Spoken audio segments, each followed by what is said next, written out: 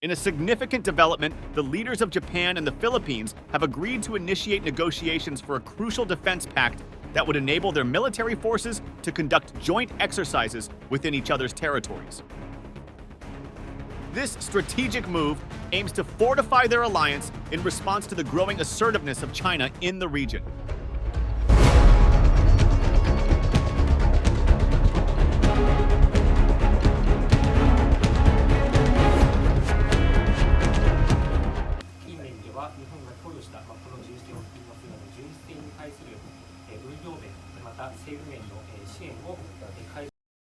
During Japanese Prime Minister Fumio Kishida's two-day visit to Manila, he also announced the provision of a coastal surveillance radar to the Philippines through a grant, marking the first beneficiary of Japan's newly launched security assistance program for allied militaries in the area.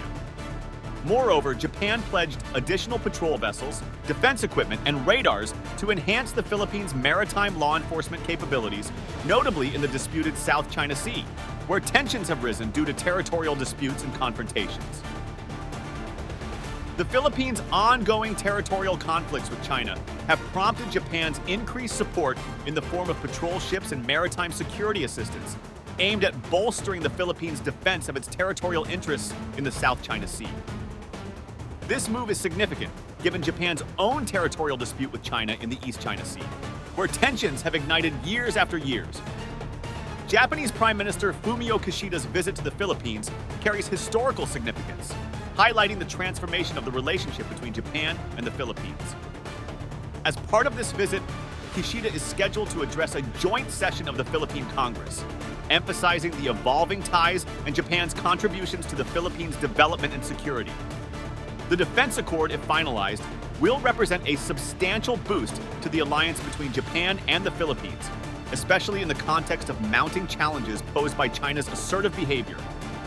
It underscores a broader effort to strengthen regional alliances and security cooperation in response to the changing geopolitical dynamics in the Indo-Pacific region.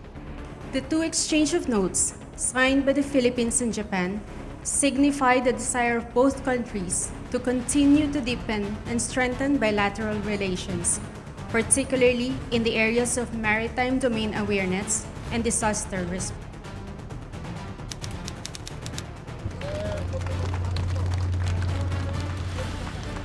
The relationship between the Philippines and Japan has undergone a remarkable transformation over the years. Historically, it began as a story of post-war reconciliation and economic cooperation, marked by the painful memories of World War II. However, in recent years, this relationship has evolved into a more strategic partnership, driven by several key factors. One significant driver for this transformation has been the growing assertiveness of China in the region. Both the Philippines and Japan have been prompted to seek closer security ties as a response to China's regional ambitions and assertive actions. Furthermore, the Philippines has been motivated by a desire to reduce its economic dependence on China and diversify its trade and investment partners. This strategic shift reflects the Philippines' commitment to safeguarding its economic interests and national sovereignty.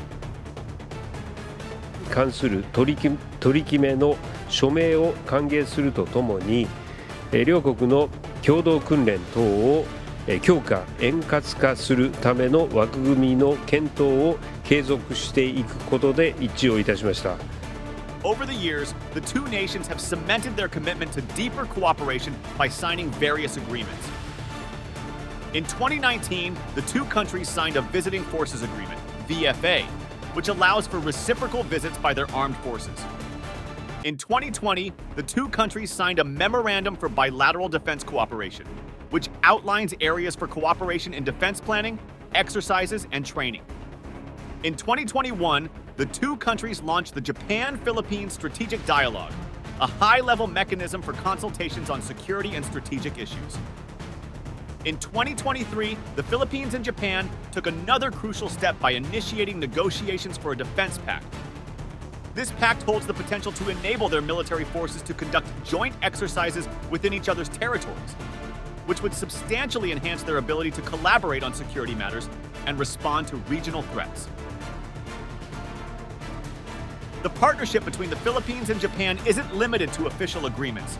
It extends to the people-to-people level.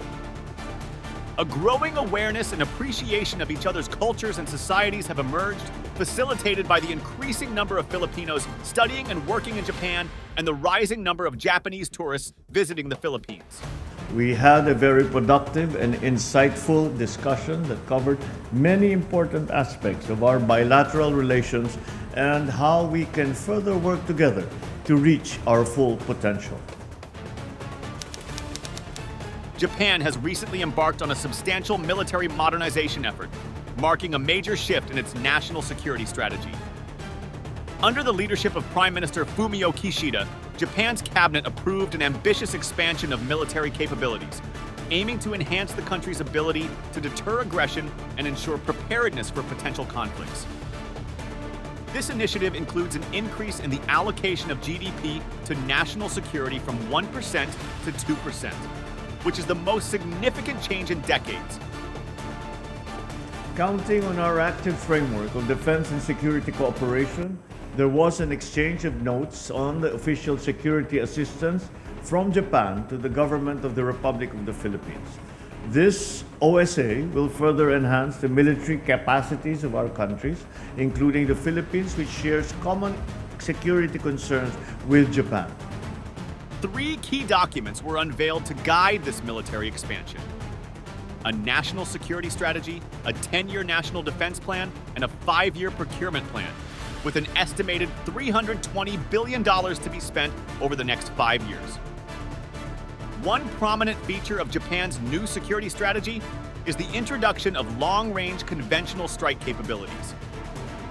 Japan has been developing its standoff capability, allowing it to respond to threats in its surrounding sea and airspace. New air-to-air missiles with a range of over 300 miles, and the eventual introduction of missiles with a 1,000-mile range aim to deter potential aggressors from targeting Japan.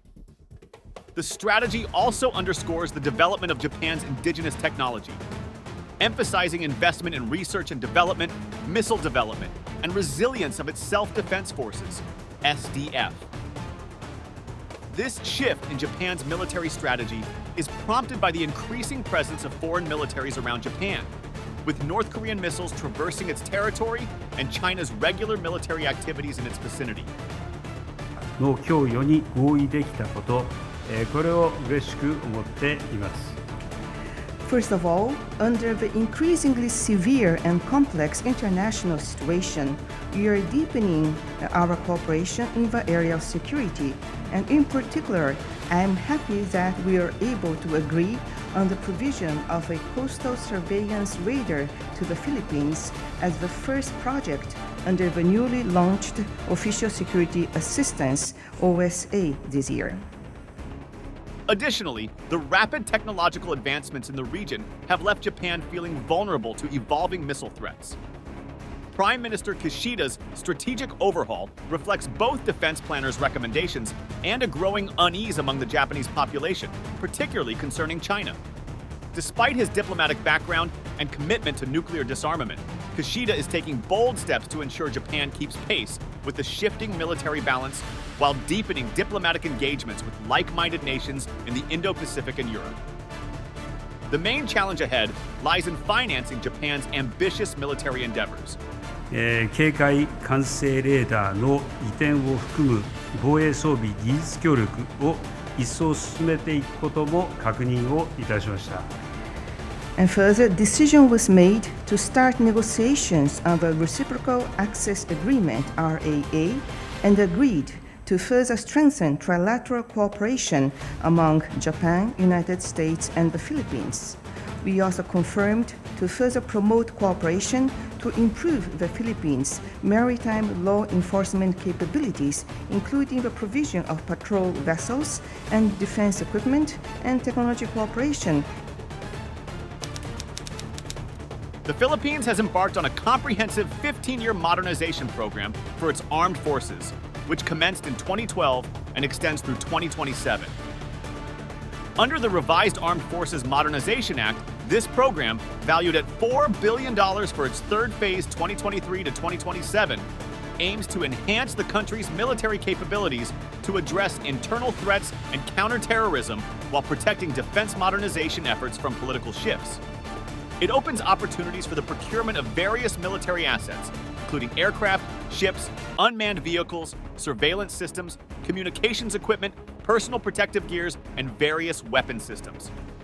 To streamline the modernization process, the Philippines Department of Defense, DND, and the Armed Forces of the Philippines, AFP, are actively working to strengthen their defense procurement policies to address delays in major defense acquisitions.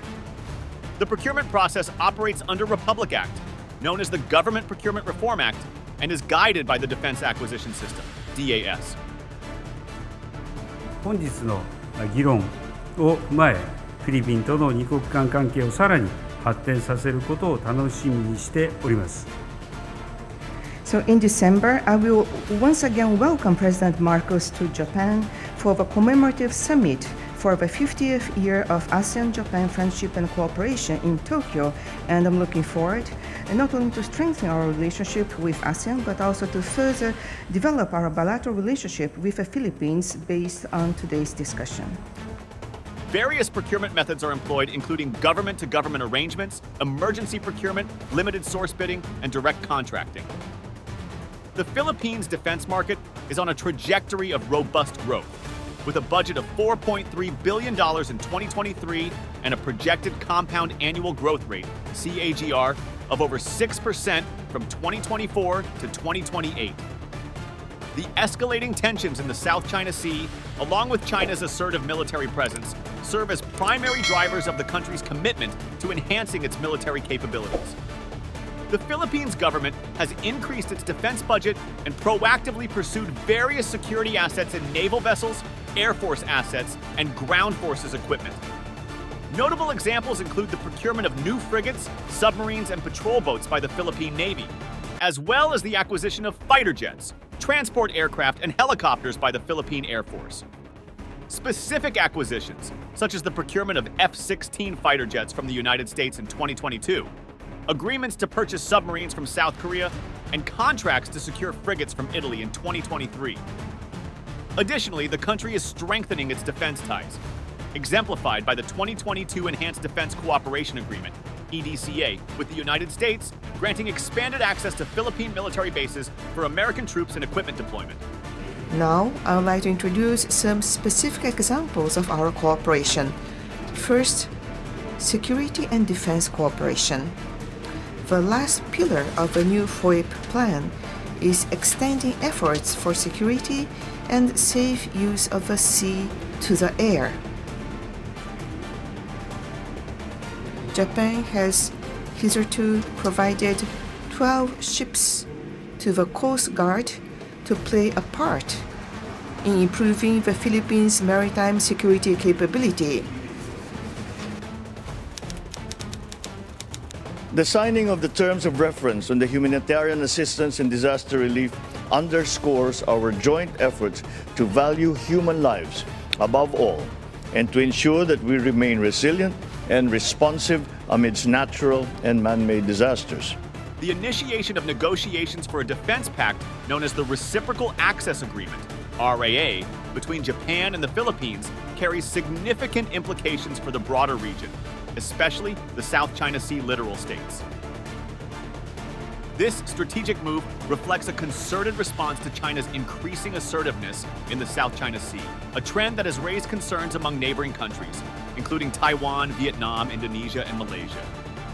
The Japan-Philippines negotiations provides a framework for collective action and regional cooperation, particularly in the face of unilateral attempts to change the status quo by force. Japan agreed with the Philippines to provide coastal surveillance radars to the Philippines Navy as the first cooperation project in the world under Japan's newly established Official Security Assistance, OSA, this year. Japan's commitment to the region's security heeds back to its own territorial dispute with China in the East China Sea. The support from Japan, the United States, and the Philippines can be seen as a broader commitment to upholding international norms and maritime law, thus ensuring freedom of navigation and the peaceful resolution of disputes. As the agreement negotiations proceed, it is expected to enhance the deterrence capabilities of the region as a whole. Beyond Japan and the Philippines, it carries the potential to counterbalance China's military power and contribute to maintaining a balanced and stable regional security environment. The initiation of negotiations for the Reciprocal Access Agreement, RAA, between Japan and the Philippines marks a significant development with far-reaching implications for the broader region, particularly the South China Sea littoral states. A Japanese firm delivered a warning and control radar to the Philippine Air Force last month in order to improve air domain awareness. As a strategic response to China's growing assertiveness, this alliance signifies a united front against unilateral attempts to alter the status quo by force, bolstering deterrence capabilities. Beyond Japan and the Philippines, countries like Taiwan, Vietnam, Indonesia, and Malaysia may view this pact as a positive step toward regional stability, freedom of navigation, and peaceful dispute resolution, countering China's military power and promoting a balanced and stable regional security environment. This move reflects the increasing importance of partnerships and security arrangements in addressing shared regional challenges and maintaining stability and security in the Indo-Pacific. If you found this video insightful and want to see more, check out some of our previous videos and hit the subscribe button to stay connected.